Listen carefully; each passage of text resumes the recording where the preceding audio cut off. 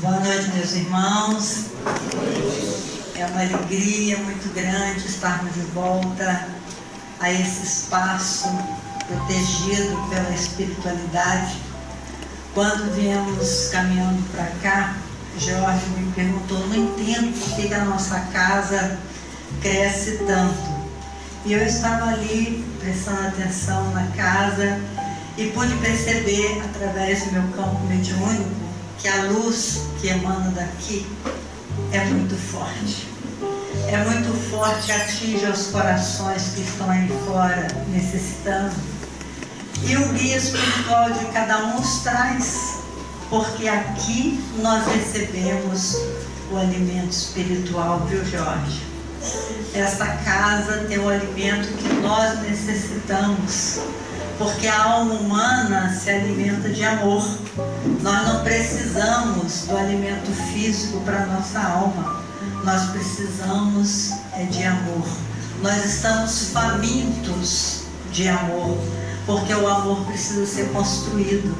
E quando se constrói uma casa como essa, cuja meta é levar os ensinamentos de Jesus ao coração das pessoas, é levar o alimento necessário para o crescimento desta pessoa.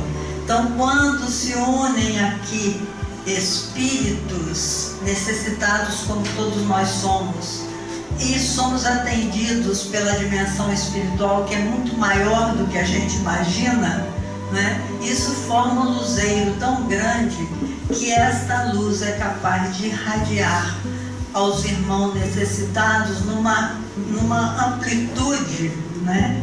Num campo de influência que a gente não pode ter ideia. Por exemplo, se nós apagássemos as luzes daqui, deixasse apenas uma luzinha, essa luzinha teria um campo de influência até determinado ponto, depois estaria a escuridão.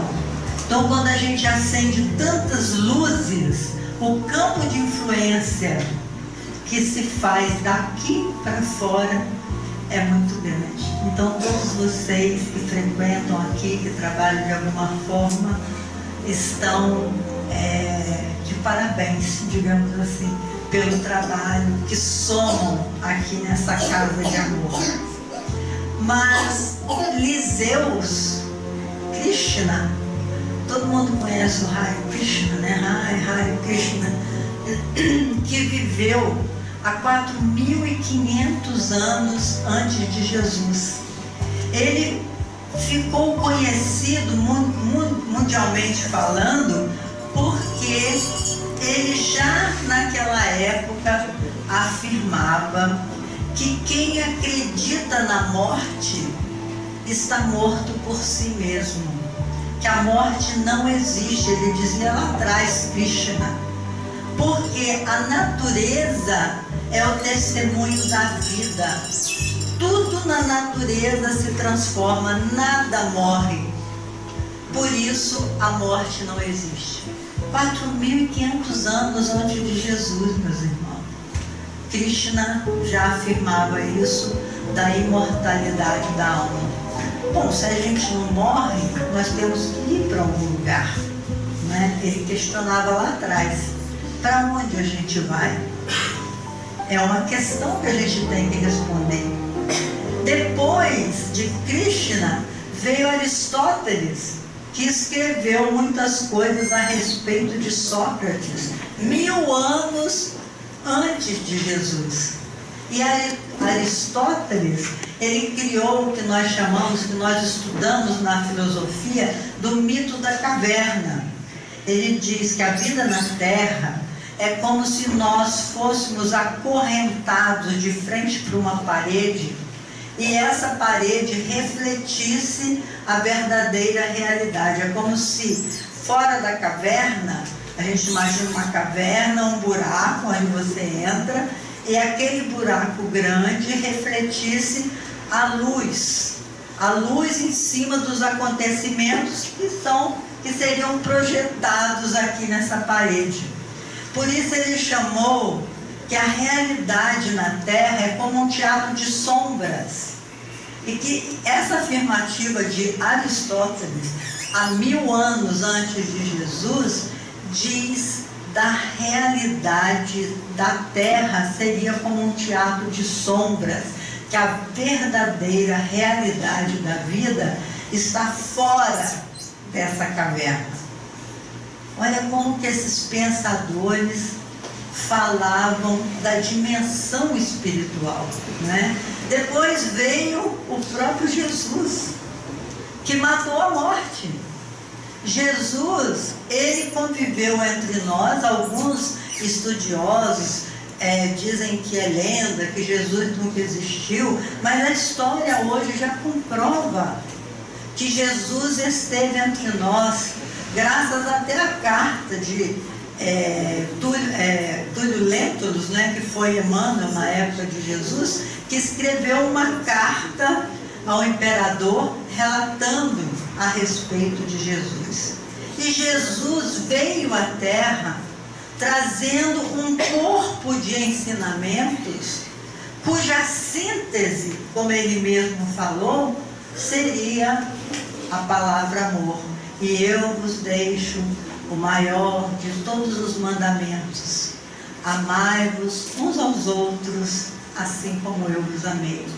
Este resume todo o profetismo, todos os ensinamentos de todos os missionários na Terra, segundo Jesus. Então Jesus veio para matar a morte.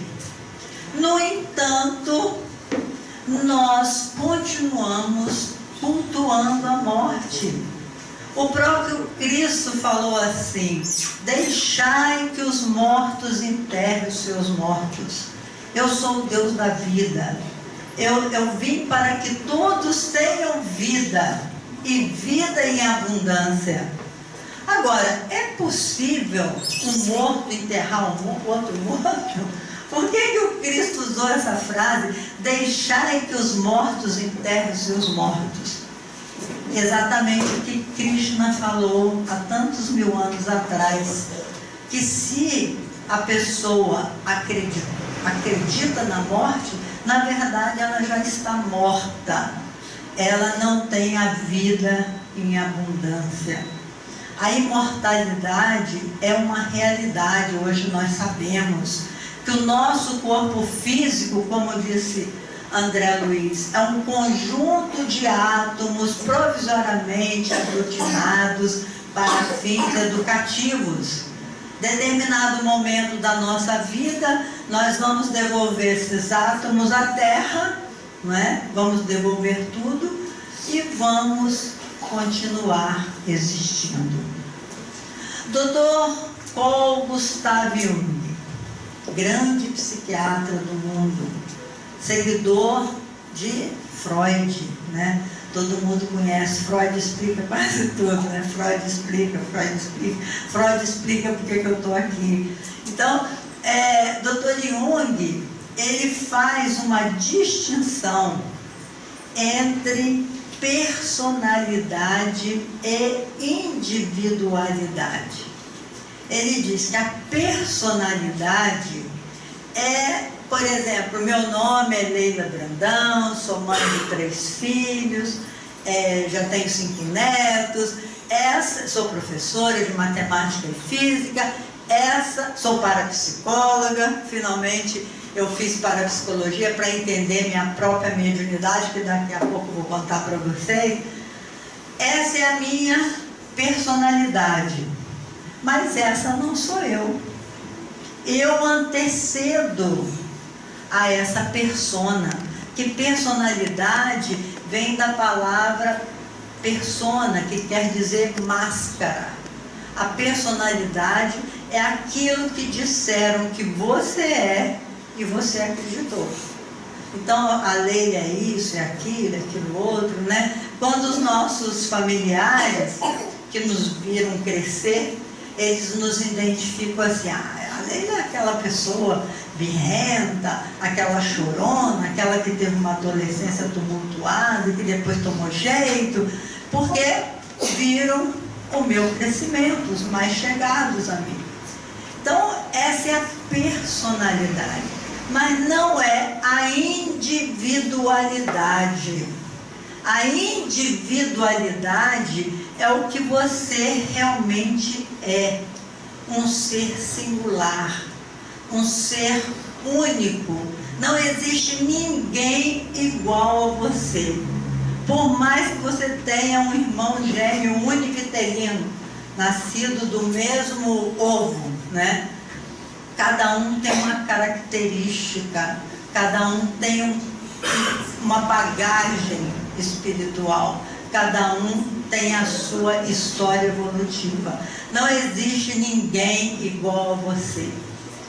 Então, Dr. Jung chamou de a individualidade de self, que é uma palavra inglesa que quer dizer em si mesmo.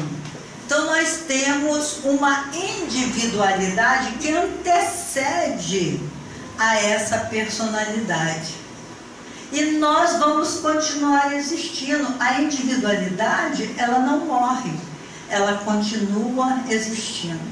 Então nós dizemos dentro da cultura espírita que nós temos apenas uma vida, como dizem os nossos irmãos católicos.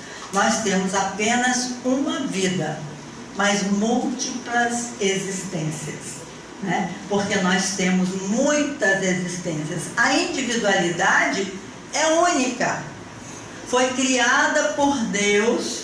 Todos nós fomos criados por Deus para o amor e a felicidade. Nenhum de nós foi criado para ser mal amado, para ser bandido, para ser perseguido, não.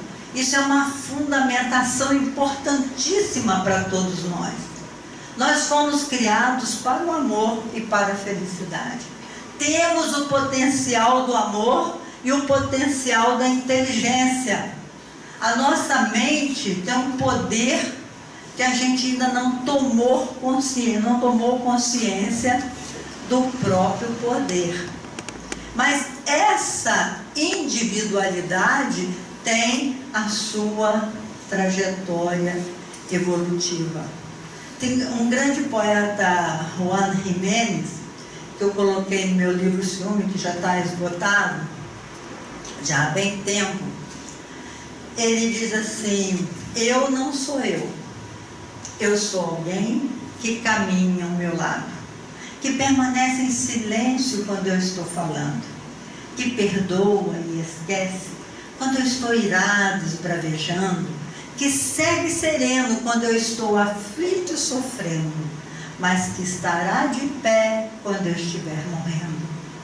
Eu não sou eu sou alguém que caminha ao meu lado, e por este alguém vale a pena conspirar, porque sou eu mesmo. Emílio Miranda escreveu um livro chamado Condomínio Espiritual, porque na verdade nós somos muitos espiritualmente falando. Nós somos todos os personagens que nós já movimentamos, somados com aqueles que se simpatizam com a nossa maneira de ser, que estão sempre do nosso lado. Olha que coisa louca você ser um condomínio espiritual, né? Mas é isso que nós somos. Interessante que, se você for fazer a sua árvore genealógica, ou seja, eu tenho pai, tenho mãe, né? O meu pai tem pai e mãe, a minha mãe tem pai e mãe. Aí você vai voltando, o pai da minha mãe tem pai e mãe, e vai voltando, vai voltando. Quando você volta até a quarta geração, que no Evangelho os profetas diziam que o homem paga pelo erro dos seus pais até a quarta geração. Então, quando você vai voltando na sua árvore genealógica até a quarta geração, você vai movimentar 1024 personagens. Então, dentro do nosso psiquismo, do psiquismo de cada um aqui, tem 1024 personagens até a quarta geração.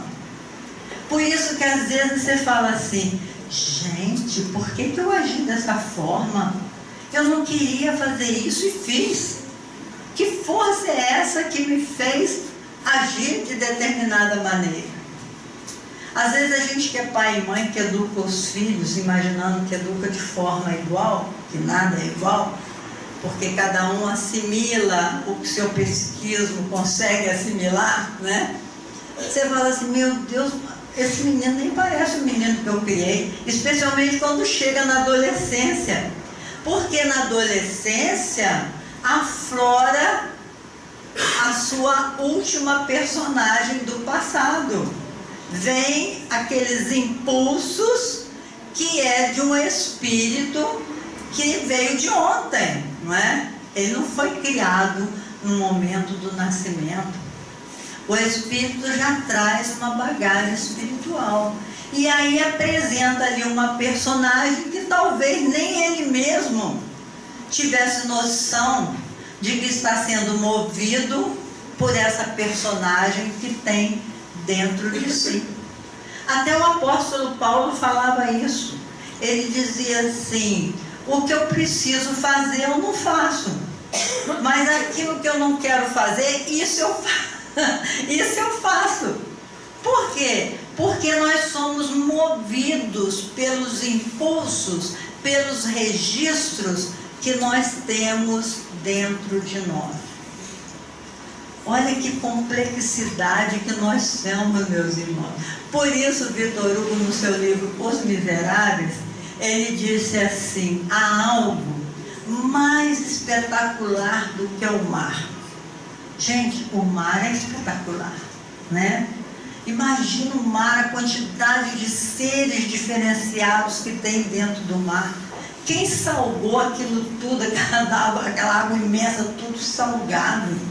É uma coisa assim espetacular. Se você está na beira-mar, você vê as energias vindo do sol, né? Que o sol é uma coisa espetacular também. Agora o sol e o mar é uma conjunção assim maravilhosa demais.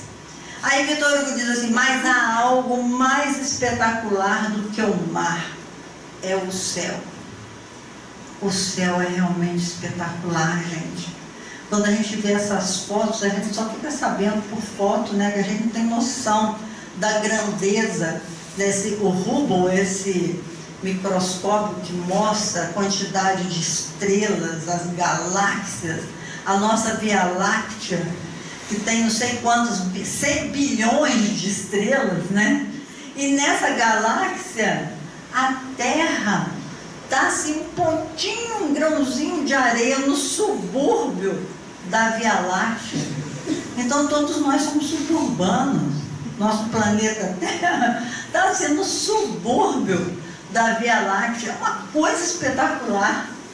Mas aí Victor Hugo diz, mas há algo mais espetacular do que o céu. É o âmago da alma humana. Somos nós. Nós somos espetaculares demais. A gente não tem noção da própria grandeza, do nosso potencial mental. Ninguém consegue botar ponto final no nosso pensamento. O pensamento humano é uma energia tão poderosa que a gente ainda não aprendeu a usá-la a nosso favor. A gente usa nos autodestruindo.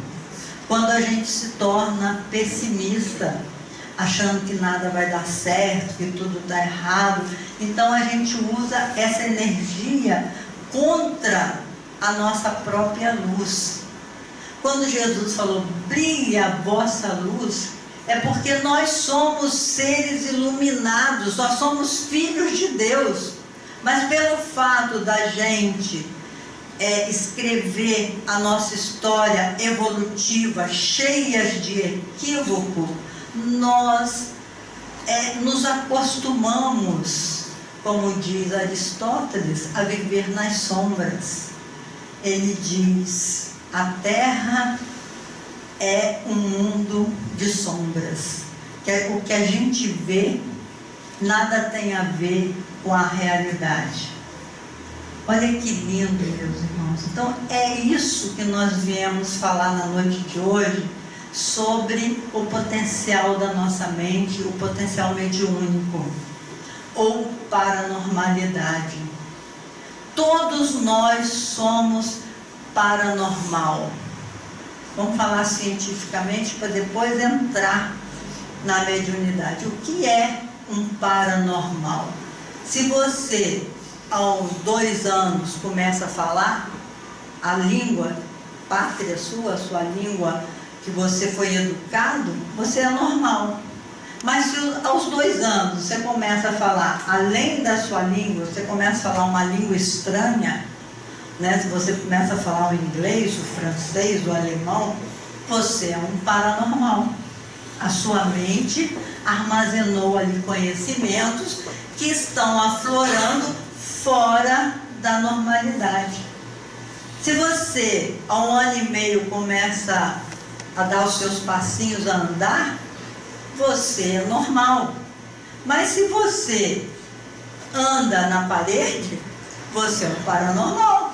Você anda sobre a brasa e não queima, você é um paranormal. Então, a paranormalidade é uma faculdade que todo ser humano tem. Todos nós temos condições de falar quantas línguas nós desejarmos. Todos nós temos esse potencial. Só que a gente não desenvolve. A mediunidade é a mesma coisa. A mediunidade, diz Allan Kardec, tem base orgânica. Todos nós somos médiums. Médium quer dizer um ser capaz de ouvir a dimensão não física. Ouvir, ver, sentir a dimensão não física. Isso é a mediunidade. A mediunidade, segundo o Espiritismo, os estudiosos da doutrina espírita, está ligada a uma glândula que nós temos dentro do cérebro, chamada glândula pineal. Já estudaram a glândula pineal? Essa glândula pineal, ou epífise, ela é um transistor, não sei. Eu não entendo muito desse sistema de eletricidade, mas ela é capaz de receber a energia da dimensão espiritual e é capaz de doar, de se comunicar com essa dimensão espiritual. Esse doutor Sérgio Felipe de Oliveira, um pesquisador médico de São Paulo, ele fundou em São Paulo a Pineal Mind. É um instituto só para estudar a mediunidade e a glândula pineal. Estudar de forma científica. Então ele descobriu uma coisa fantástica para a gente que é médium. Ele descobriu que o médium ostensivo, que Kardec coloca uma distinção entre o médium comum e o médium ostensivo. O que Kardec chamou de médium ostensivo? O médium ostensivo é aquele que a revelia dele, ele querendo ou não querendo, que era o meu caso, estava ouvindo espírito, estava vendo espírito, estava sentindo a presença dos espíritos. Aí eu estava confidenciando com o Jorge Maurício, quando nós viemos para cá, dizendo, eu ficava muito inquieta na minha mocidade, porque eu não via nem anjo, nem espírito bonzinho, eu só via obsessor, só via gente ruim querendo me prejudicar. Eu não conseguia ver ninguém bonzinho. Falei, o problema é da minha cabeça. Os psiquiatras da época, eu tinha 12 anos, quando começou a acontecer fenômenos comigo que eu realmente não sabia explicar, que era, eu chegava perto de uma pessoa, a pessoa estava falando comigo, mas eu não estava ouvindo a voz da pessoa, eu só via um movimento assim. De repente apagava tudo em volta, e eu ficava vendo a pessoa assim, e de repente eu sabia o problema da pessoa. Sem ela, eu não sabia nem se ela estava me contando, mas certamente não estava, porque eu não estava ouvindo. Mas eu sabia o problema da pessoa.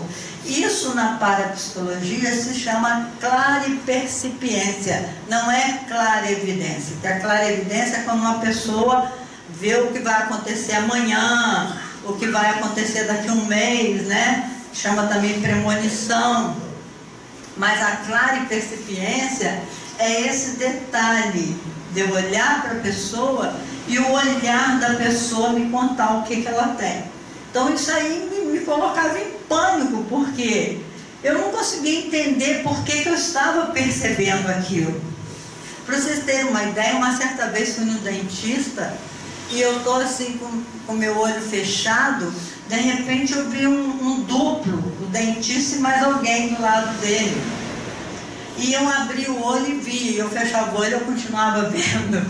Então isso me dava pânico de ver uma coisa que eu não sabia explicar o que era. E eu fiz assim vários tratamentos, porque eu sou formada em matemática e física, e essas coisas foram se agravando na minha mente, eu não sabia como trabalhar com isso. Por isso eu fui fazer a parapsicologia, para entender um pouco mais cientificamente o que se passava na minha cabeça. Mas enfim, essa é a mediunidade ostensiva. Todos nós podemos entrar em contato com os espíritos? Sim. Kardec publicou com tanta simplicidade o Livro dos Médiuns, onde ele nos ensina como entrar em contato com os espíritos. No futuro, meus irmãos, nós não vamos ter essa dificuldade de ter medo de espíritos. Por que nós temos tanto medo de espírito? Tem gente que fala assim, ai, às vezes eu sinto a presença do meu pai perto de mim, aí bate na minha assim, ele lá e eu aqui, não quero nem saber. Por que a gente tem medo dos espíritos? Esse medo é comum, é normal, porque por mais de 1500 anos, não é poucos anos não, por mais de 1500 anos, nós fomos levados a acreditar equivocadamente que quem ouvia ou sentia uma dimensão não física era considerado bruxo ou feiticeiro. E isso acontecia muito entre os selvagens, os índios, porque a doutora Madalena Leia, que é uma psicóloga do Rio de Janeiro, escreveu um livro há bem tempo atrás. Eu não vou dizer o tempo, senão vocês vão precisar a minha idade. Enfim, a Madalena Leia escreveu um livro chamado assim, Quem Tem Medo de Envelhecer? Porque também a gente morre de medo de envelhecer, né? Não é porque fica feio não, porque realmente fica. Porque vai caindo tudo, né? A fisionomia vai... não adianta segurar, as rugas vão baixando tudo, os cabelos vão branqueando, a gente vai perdendo as forças. Então não é uma coisa agradável envelhecer, né? Embora necessário. Mas ela falava, numa pesquisa que ela fez, que entre os indígenas, o velho, quando ia ficando meio cansado, não podia mais trabalhar, ele era colocado nos morros para serem devorados pelos abutres. E aí o filho, condoído com a situação do pai, pegava um cobertorzinho e falava assim, papai, leva esse cobertor para você não morrer de frio até ser devorado pelos abutres, você não ficar com frio. Parece piada, né? Mas é verdade. E aí o pai fala assim, meu filho, vamos partir o cobertor no meio, porque pode ser que na sua vez o seu filho nem isso te dê. E é verdade também, porque a gente vai envelhecendo, vai ficando repetitivo, né? Vai ficando chato com as mesmas conversas. Às vezes eu falo isso com meu marido, o Zé Luiz, você está ficando velho chato, porque fica sempre repetindo a mesma história, né? A gente tem que... Aí o que os velhos faziam antigamente? Para não serem devorados pelos abutres, eles entravam em contato com os espíritos, porque eles viravam os pajés. Quando a pessoa, o velho, tinha condição de conversar com os ancestrais, de pegar uma receita médica com os ancestrais, de fazer alguma coisa através da dimensão espiritual, que sempre foi uma coisa assim, mágica para a gente, né? Quando fala assim, foi o Espírito que disse, fica todo mundo, pode até não ser coisa boa, mas foi o Espírito que disse, não é? Por isso Kardec adverte muito, não creais em todos os espíritos, como disse o apóstolo João, averiguai antes se eles vêm de Deus, porque os espíritos vêm falando coisas mirabolantes. Enfim, o medo que nós temos de espíritos é porque a gente mandava queimar vivo nas fogueiras, eram considerados hereges. Hermínio Miranda, numa de suas pesquisas, os cátaros e a heresia católica, Hermínio conta que nós mandamos erigir uma fogueira no sul da França, na região do Languedoc. Languedoc é a língua do Oc. Nessa região no sul da França, nós mandamos erigir uma fogueira e queimamos 415 pessoas, entre adultos e crianças, como hereges. Todo mundo, toda pessoa que contrariasse as ordens da igreja eram consideradas hereges, não podia desacreditar da infalibilidade papal. Quantos foram queimados por conta desse nosso equívoco? Então a gente traz esses personagens, meus irmãos, dentro do nosso psiquismo. Está tudo aí dentro, como disse o Dr. Jung, comprovou. Ele chamou de inconsciente coletivo, é toda a história da humanidade que nós temos registrados dentro de nós. Então, quando alguém fala que é médium, que ouve o espírito, você já olha de desconfiança, né? Fulano está dizendo que viu o espírito, tadinho, tão bonzinho, tão novo, né? Mas tão maluco. A gente já coloca logo como louco, como maluco, como feiticeiro. Então ninguém tem coragem de expor que está recebendo uma informação da dimensão espiritual. Então o primeiro livro que eu psicografei, A Memória e o Dom, também já está esgotado. Nossa, como eu sofri com aquele livro. Sofri preconceito contra mim mesma. Eu falava para mim, Lília, eu olhava para o espelho e falava, Lília, você está cada dia mais maluca. Onde já se viu escrever um livro desse e assinar? Eu ficava com raiva de mim mesma, porque eu recebia e não acreditava naquilo que eu estava recebendo, por conta dessa minha cabeça matemática e física.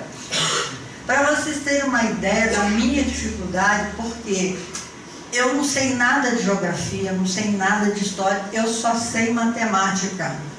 Depois que eu comecei a psicografar as histórias que os espíritos vieram me contar, eu tive que buscar compreender tudo aquilo que eles estavam me contando. Então esse último livro, que é da Bianca Lancia, que eu estou lançando aqui hoje, Bianca Lancia Tagliano, uma personagem histórica que viveu no século XIII. Aí eu perguntava para ela, para que contar essa história que foi lá atrás? O que nós vamos ganhar com isso, saber essa história que já passou há 700 anos atrás? E ela falava assim, minha irmã, você estava lá. E tem o seguinte, a vida tem noção de continuidade. Os erros que nós cometemos ao longo das nossas existências, nós temos que dar conta deles. Ninguém vai resolver o assunto que você malbaratou.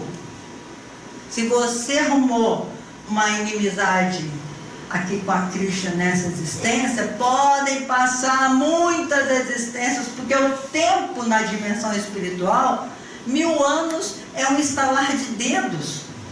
Pode passar o tempo que for, você vai ter que reencontrar com ela e refazer a caminhada equivocada. Ninguém poderá fazer por você. A cada um será dado segundo as suas obras. Não tem como dar jeitinho na lei de Deus. Não tem como enganar. É uma lei sábia e justa. Por isso que Jesus, no Sermão do Monte, ele diz assim: buscai primeiramente o reino de Deus e a sua justiça, porque tudo mais lhe será dado por acréscimo. Porque a justiça divina é perfeita. Então, se você há 300, 400, 500 anos, 600 anos atrás, você não agiu na lei de amor de Deus, você vai ter que refazer essa caminhada. Olha que coisa impressionante. Então a Bianca veio me dizer isso: Leila, diga para os meus irmãos da terra que é preciso pensar antes de agir, porque o mal que a gente faz até por ignorância, ou seja, por ignorância, porque os Espíritos dizem que nós não somos maus, nós somos ignorantes. A gente erra porque não sabe fazer melhor. Então, o conhecimento, Jesus diz assim: busque a verdade e ela vos libertará. O conhecimento faz com que a gente pense antes de agir. Então, Bianca, a princípio, eu conheci Bianca porque uma amiga minha me contou a saga da filha dela que adoeceu e teve uma morte muito dolorosa, e ela era a única filha dela, e ela procurou tudo quanto é médico, a medicina, procurou tudo, não achou solução, e a menina veio a falecer. Quando ela me contou essa história, eu fiquei tão comovida, tão sensibilizada, que eu comecei a sonhar com uma moça, que ela me apareceu em sonho e me falou: meu nome é Bianca e eu quero te contar a minha história. A princípio, eu achei que fosse a história dessa moça, imaginei que fosse. Mas depois que eu escrevi toda a história dela e mostrei para essa mãezinha, ela falou: não, Leila, essa não é minha filha. E eu aceitei, porque eu não conhecia a filha dela. Mas foi essa sensibilidade que eu fiquei com relação à história dessa senhora que me contou, que começou a aparecer Bianca em meus sonhos. E é um sonho repetitivo, como diz Leon Denis. Tem 3 tipos de sonhos: sonhos comuns, não é? Que você ou comeu muito, tem um pesadelo, ou você precisa resolver um assunto e no sonho você vê uma solução, porque diz Freud que a gente precisa sonhar para dormir, que o sonho é a realização dos nossos desejos. Então a gente sonha para poder dormir. Esse é um sonho comum. Mas tem o sonho que ele chama de etéreo, que é aquele sonho que você encontra com seus amigos na dimensão espiritual, que é esse meu caso. E tem os sonhos que você sonha no passado, que é o sonho que ele sempre se repete e tem noção de continuidade. Uma vez você sonha um pedaço daquilo, depois, daí uns meses, aquele sonho tem continuidade, né? Então são 3 tipos de sonho. E esses sonhos, chamados etéreos, é quando você encontra, no seu desdobramento, encontra com espíritos na dimensão espiritual. Então foi quando Bianca me aparecia em sonho e insistia que precisava contar a sua história. E realmente ela me contou uma história linda, que eu tive a honra e a alegria de psicografar, né? De escrever. Aí, isso foi em 2010. Em 2012, meu marido aposentou, pegou o dinheiro lá da rescisão do contrato dele. Como é que chama aquele dinheiro que ganha da aposentadoria? O fundo de garantia e tal. Aí eu pedi a ele: vamos para a Itália, porque essa história se passou na Itália. Vamos para a Itália e para a gente conferir a história desse espírito Bianca da Adriana. E ele aceitou com algumas reservas. Falou, ó, eu vou, mas também não fico com aquela coisa de estar vendo espírito, de estar recebendo espírito novo, eu não gosto, porque eu tenho medo, né? Não, tudo bem. Quando nós chegamos em Como, a nossa viagem começou em Como. Quando chegou em Como, na noite que a gente dormiu em Como, pois não é que o espírito me apareceu, o espírito me apareceu e falou assim, olha, Leila, eu estou designado para ir com você nessa sua tarefa, que ela é muito importante. E eu, só para comprovar a minha presença aqui, eu quero te dizer que eu trabalho aqui nessa região e eu ataquei esse convento aqui, esse hotel aqui, era um convento, quando eu estava encarnado. E eu era dessa turma de pirata e eu ataquei esse convento aqui. Aí eu acordei toda feliz com aquela informação, né? Aí falei com meu marido, Zé Luiz, tem um corsário que me apareceu em sonho e falou que vai nos ajudar nesse trabalho e falou que isso aqui era um convento. Aí o Zé Luiz falou assim, meu Deus do céu, tem que aguentar a loucura da minha mulher, ainda bem que você é boa mãe, boa esposa, que aguentar essas suas histórias, ele ficava revoltado. Aí ele falou, quer ver que eu vou te provar que não tem nada disso? Chegou lá no hotel e perguntou assim pro gerente, né? O senhor tem assim alguma história aqui do hotel, chama Trerê? Você tem alguma história aqui? Ele falou, tenho sim, aqui é muito interessante a história, que isso aqui foi um convento.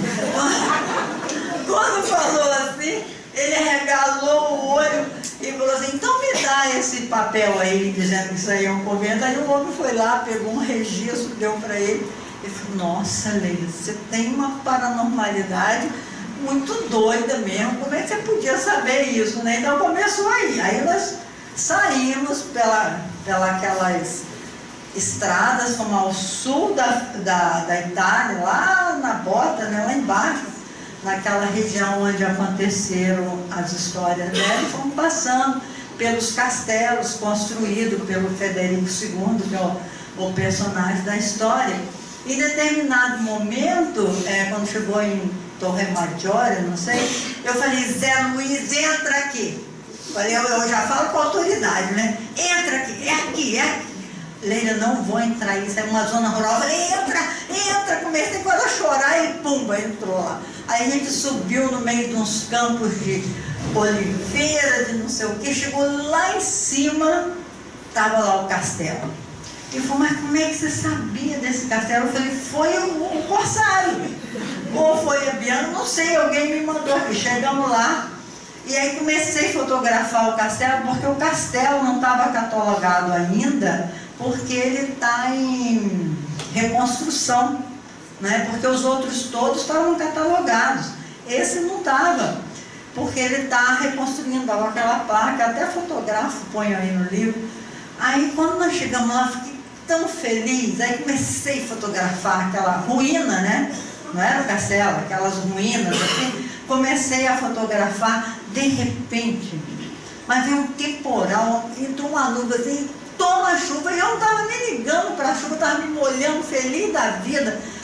Aí eu estou fotografando, o Zé Luiz correu para dentro do carro e falou assim, ô Leila, pelo amor de Deus, entra aqui nesse carro, vai pegar uma doença. Aí quando eu corri para dentro do carro, gente, veio um trator desgovernado, isso era na zona rural, veio um trator desgovernado, assim, rodopiou, bateu numa mureta, assim, bem em frente onde a gente estava, que podia ter batido no nosso carro, só deu tempo de eu gritar, Jesus, me acorde, né? Porque nessa hora você lembra de Jesus, Jesus! Aí o carro assim, tum! Aquele trator derrubou uma árvore, derrubou uma loja. É pena que o Zé Luiz não está aqui para ser meu testemunha. Aí, olha, nós ficamos tremendo, sentando naquele carro. Ele tremia as pernas dele. Falou, Leila, você já pensou se a gente morre aqui atropelado por esse trator? Meus filhos até descobriram onde é que a gente estava. Nossa, trasladar nosso corpo de lá para o Brasil, a gente aqui nesse fim de mundo, ô mulher, você é muito doida, Elomi. Eu não quero saber desses seus espíritos mais de jeito nenhum. Isso é espírito ruim. Eu falei, Zé Luiz, presta atenção. Nós não corremos porque o corsário defendeu a gente. Eu é que não sabia o que ele queria dizer, mas era isso. Ele veio para nos defender, Zé Luiz. Nossa, mas ele custou recuperar, gente. Vocês não imaginam o susto que foi. Aí nós ficamos tremendo lá um pouco.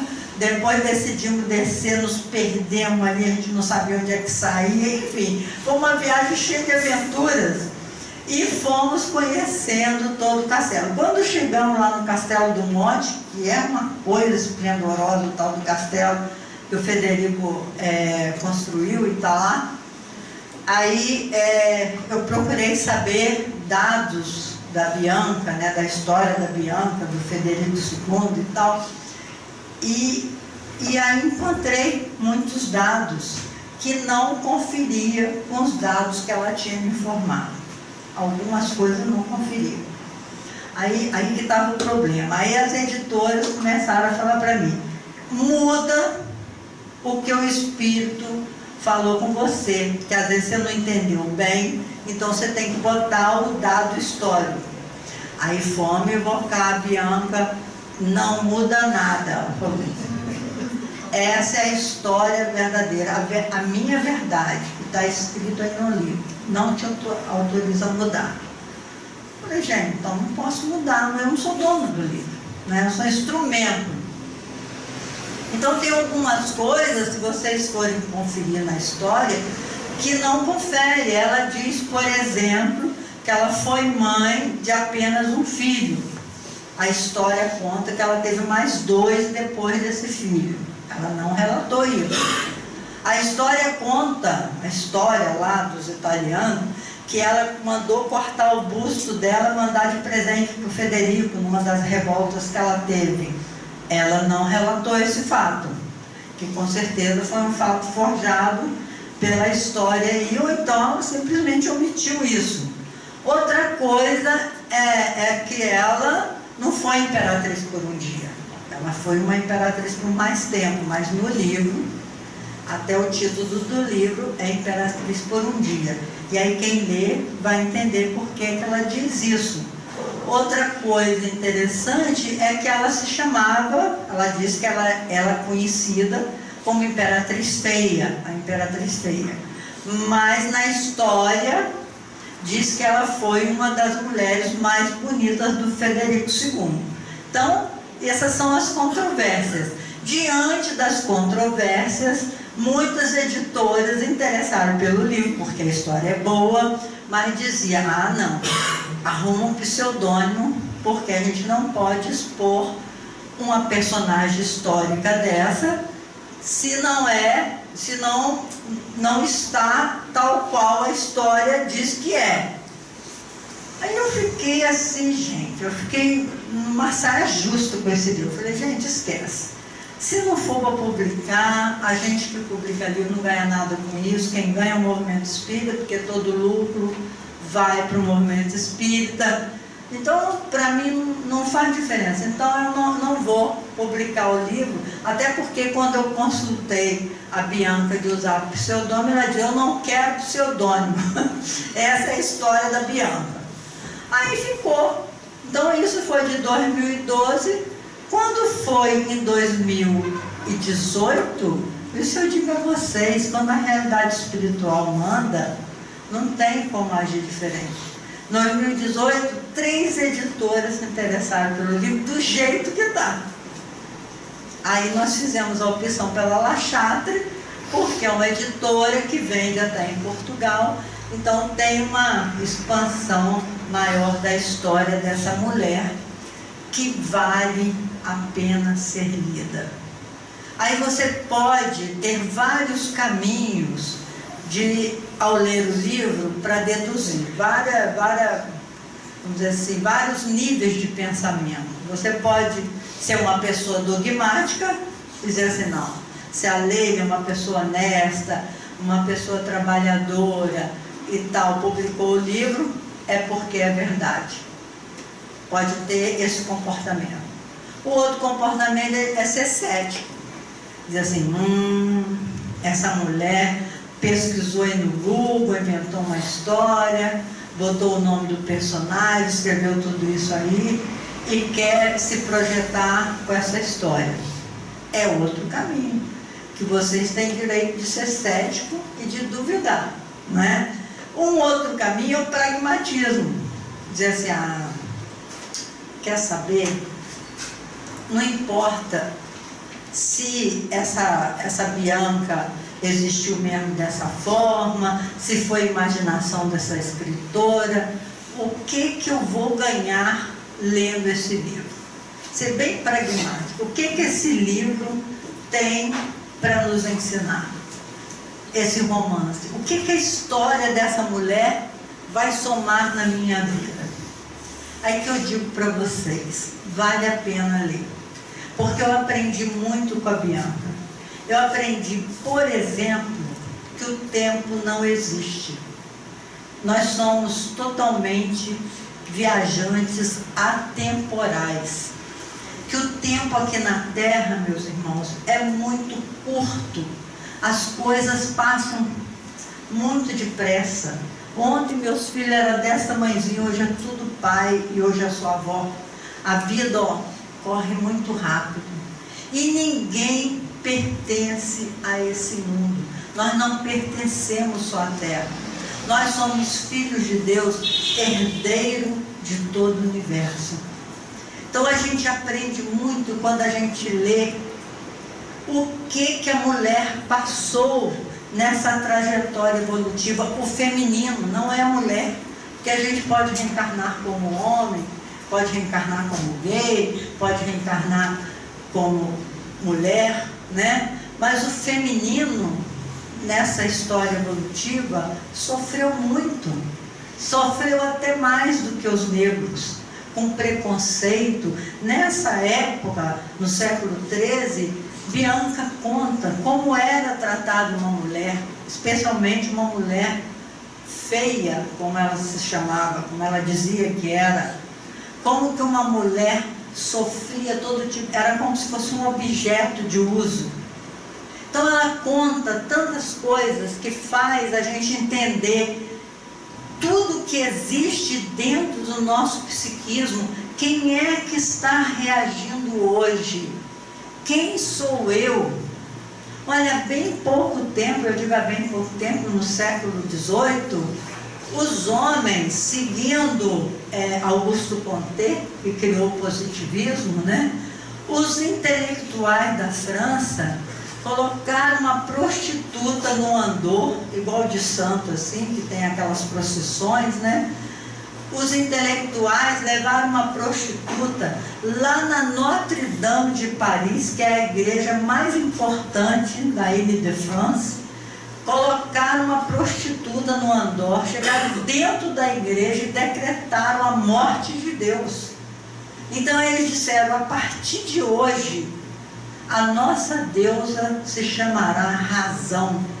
E colocaram o existencialismo ou o materialismo como uma filosofia de vida a partir daquele momento. Por quê? Pelo dogmatismo, por aquela crença arraigada, muita gente sofreu muito, não é? O dogmatismo de que você não podia contrariar a Santa Madre Igreja trouxe muito sofrimento. E os intelectuais disseram, não, agora não tem santo, não tem coisa nenhuma, o que tem é o que passa pelos nossos 5 sentidos. E as pessoas se tornaram materialistas. A partir daí, tem ali uma peça que Sartre, Jean-Paul Sartre, escreveu, chamada As Moscas, em que Sartre ficou muito famoso na França com essa peça. Que ele dizia assim, tinha um diálogo, eram 2 personagens, vou resumir, um diálogo entre Orestes, que era o mortal, e Zeus, que era o Deus. Aí Orestes dizia assim para Deus, Ainda que o Senhor jorre sobre mim todas as dores, todos os tsunamis, todos os terremotos, todos os trovões, todas as pestes, e que me destrua totalmente, não poderá destruir o que eu penso sobre ti. Então Zeus disse assim para ele: ô seu verme, então não sabes que fui eu que te criei? Aí Orestes responde: claro que sei, foste tu que me criastes, mas cometestes um erro, fizeste-me livre. Olha que diálogo interessante, meus irmãos, como as pessoas estavam materialistas. Porque o existencialismo dizia assim: como que pode existir um Deus que te faz imperfeito, e você, por ser imperfeito, vai errar, e quando errar, vai pagar no fogo dos infernos todos os seus pecados? Que Deus é esse? Que justiça é essa que faz com que eu, imperfeita, eu erre, e porque eu errei, eu tenho que pagar? Então Deus não é justo, diziam os existencialistas. Então esse Deus não existe. E realmente esse Deus não existe, porque Deus é nosso Pai. Ele nos olha com muito carinho e Ele sabe que a gente vai errar. Mas Ele não nos pune com o fogo dos infernos. Quem nos autopune, né? Nós é que nos punimos. Porque quando a gente comete um equívoco, quando a gente contraria as leis de Deus, nós não temos paz. A nossa consciência não nos dá trégua. Por isso é que Ele é justo. Todos nós somos iguais perante a lei de Deus. Onde estão escritas as leis de Deus? Onde é? Na consciência. Quando Ele nos criou simples e ignorantes, Ele já inscreveu na nossa consciência, Ele já inscreveu as leis libertadoras do amor. Quando nós agimos contrariando essas leis, a nossa consciência não nos dá trégua, até porque nada fica perdido. Todas as nossas ações estão registradas dentro do nosso próprio psiquismo. Todas as nossas ações. E elas têm cor, têm cheiro, têm vibrações, têm alcance. Se a nossa luzinha está muito pequenininha, a gente só vai iluminar, o nosso campo de influência vai ser pequenininho. Mas se a gente é, por exemplo, um Chico Xavier, o campo de influência do Chico Xavier, quem já foi assistir, bom, agora ele já faleceu, quando ele era vivo, tive a oportunidade de ir assistir o Evangelho do Lar do Chico Xavier.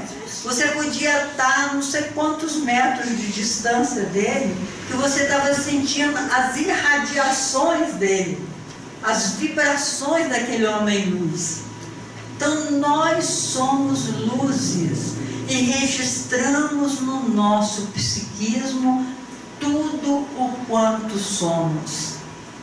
Não adianta enganar as leis do nosso Pai Celestial, que quem se dá mal somos nós mesmos. Às vezes a gente fica querendo que esses políticos todos tomem jeito, né? Que tudo seja condenado ao fogo dos infernos, ao fogo dos infernos. Mas acontece, meus irmãos, que eles um dia terão que prestar contas de tudo isso que estão fazendo. E não somos nós que vamos julgar.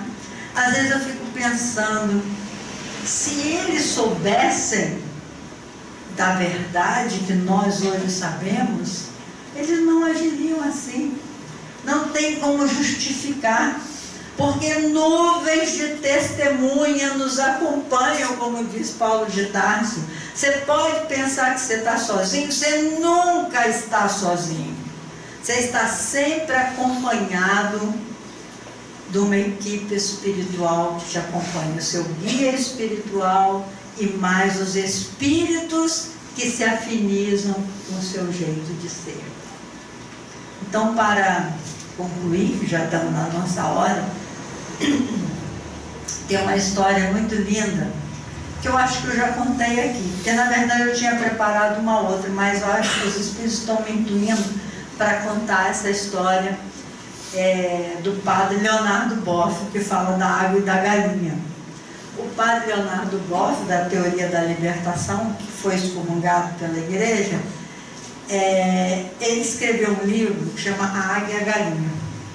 Esse livro é puramente filosófico, então vou resumir só a história do livro, que ele diz que determinado trabalhador rural foi para as montanhas e achou um ovo, e levou para casa e botou no galinheiro. Então as galinhas chocaram aquele ovo e nasceu uma águia. E a águia ficou ali, sendo criada no meio das galinhas.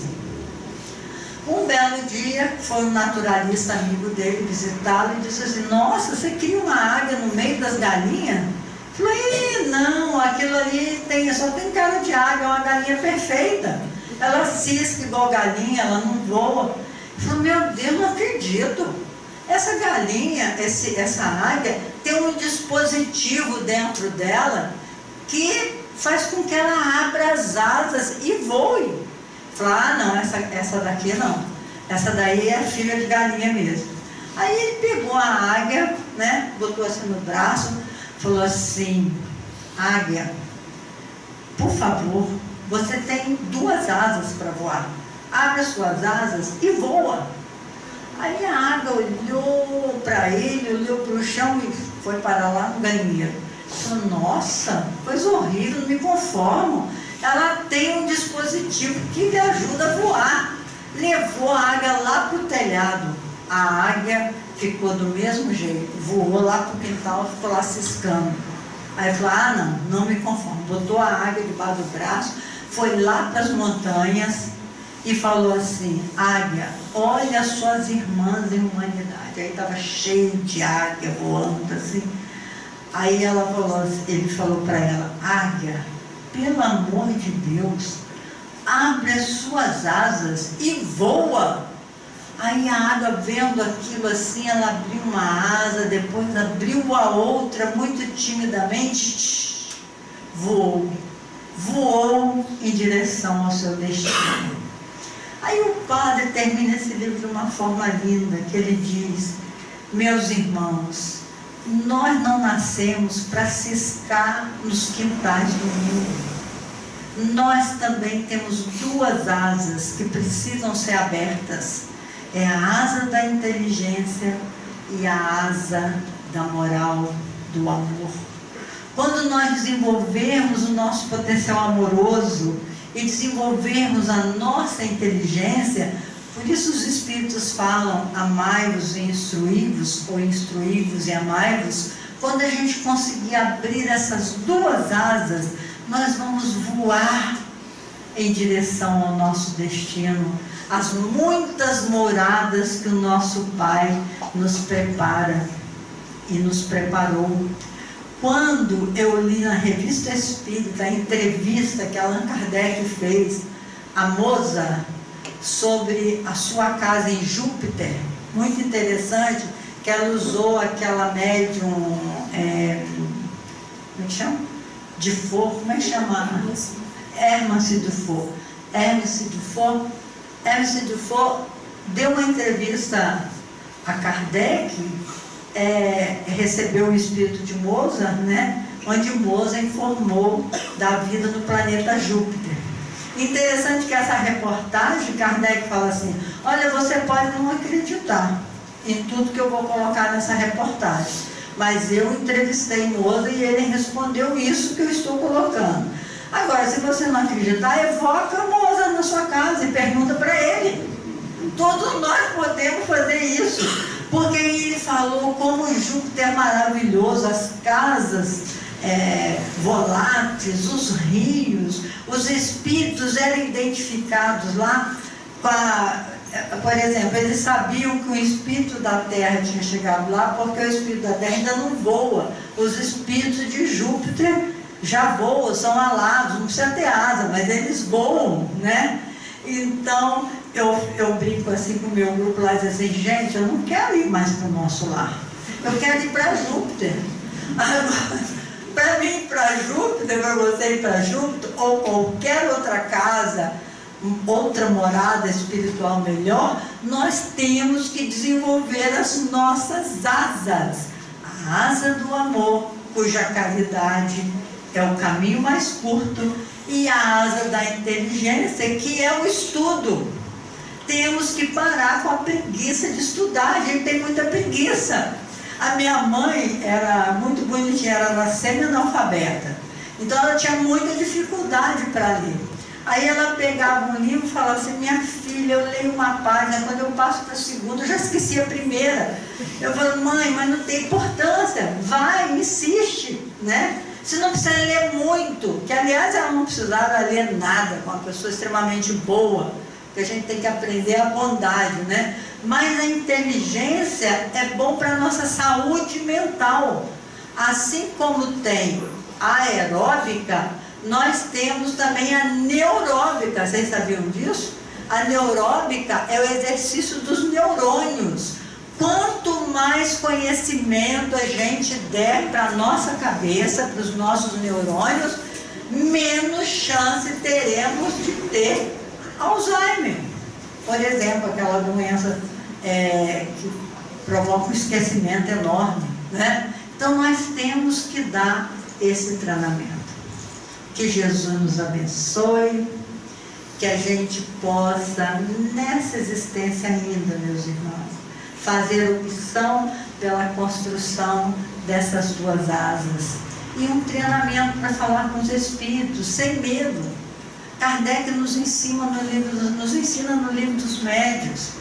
Eu fiz muito desse treinamento, muito, até porque a minha mediunidade ostensiva me convidava a entender que processo era aquele. Mas mesmo vocês que não estão vendo espírito, que não estão vendo espírito, que não estão sentindo espírito, se quiserem se comunicar com a dimensão espiritual, é só seguir o livro dos médiuns, porque se eu fosse falar aqui, teria uma outra palestra, né? Para mostrar como a gente pode trabalhar a mediunidade. Muito obrigado pela presença. Eu vou falar uma coisinha que está no livro do Tom Poético das Musas. Só para encerrar, já passei no momento. Falar uma coisinha, porque aí vocês se encorajam a comprar o livrinho e dar para o Dia dos Namorados. Eu fiz uma poesia em homenagem a Allan Kardec, em que eu digo assim: em que mundo habitas, missionário da verdade? Que estrela recebe o teu brilho, a tua luz? Sinfonias de anjos compõem tua vida, claridade divina que leva Jesus. Nossa casa mental se estende, se expande num grito de amor em tua direção. Outrora cansados de vidas vazias, filhos da ilusão, irmãos da fantasia, hoje temos paz em nosso coração. Ah, como te buscávamos, amoroso guia, cheio de ansiedade, de dor, de solidão, e vagarosamente, com a tua lógica e carinho, mostraste-nos que o homem nunca está sozinho e que vale a pena estendermos nossas mãos. Receba hoje, Kardec, irmão querido, todos sonhos e vitórias conquistadas, toda mão estendida ao companheiro, toda dor compreendida na jornada. Receba a nossa alma transformada e um pequenino serviço que prestamos, o ideal que hoje embalamos de divulgar-te na nossa caminhada. Muita paz para todos e que Allan Kardec, onde quer que esteja, possa continuar a jorrar a sua luz em direção ao nosso país, que o nosso país recebeu a árvore do Espiritismo, que foi transplantada, né, da França para cá. Então Allan Kardec está sempre dirigindo os trabalhos do Evangelho de Jesus nessa pátria, a pátria do Cruzeiro. Não desistamos, meus irmãos do Brasil. Por pior que esteja o momento, nós sabemos que é resultado da nossa própria semeadura do passado e que hoje estamos colhendo com dor, mas sairemos vitoriosos desse momento de transição planetária. Muita paz para todos.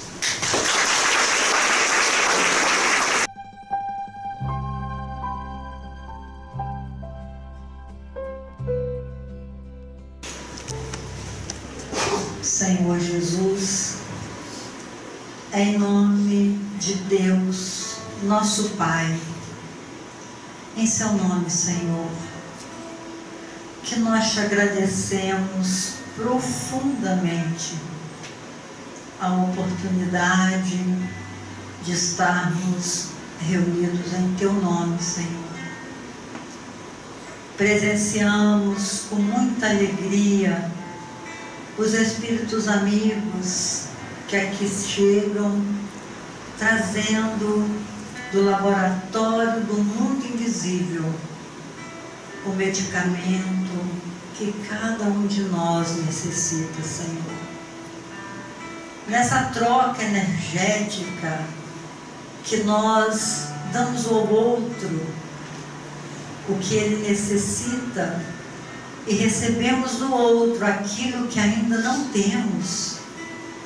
Nessa troca energética, Jesus, se patenteia o seu amor imensurável por todos nós.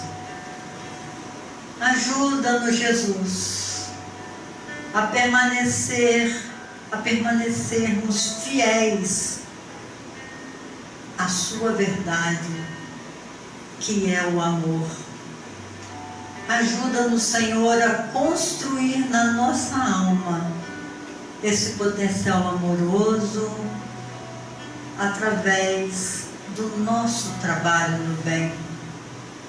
Porque sabemos, Senhor, hoje sabemos que a caridade é o grande ensejo que temos de tornarmos-nos pessoas amorosas e boas. Ajuda-nos, Jesus, a olharmos com otimismo por todas essas dores que passam os nossos irmãos. Dores muito maiores do que as nossas próprias, Senhor. E nada reclamam. Dão exemplo de humildade, de fé, de aceitação. E assim, Jesus, com essas vibrações amorosas, agradecidos por tudo que recebemos hoje, ao grande mestre espiritual Francisco de Assis, que ele e a sua falange de amor permaneçam ainda por muitos anos na psicosfera da Terra, a fim de que nós nos convençamos de que somos filhos de Deus, herdeiros de todo o universo. Obrigada, Senhor.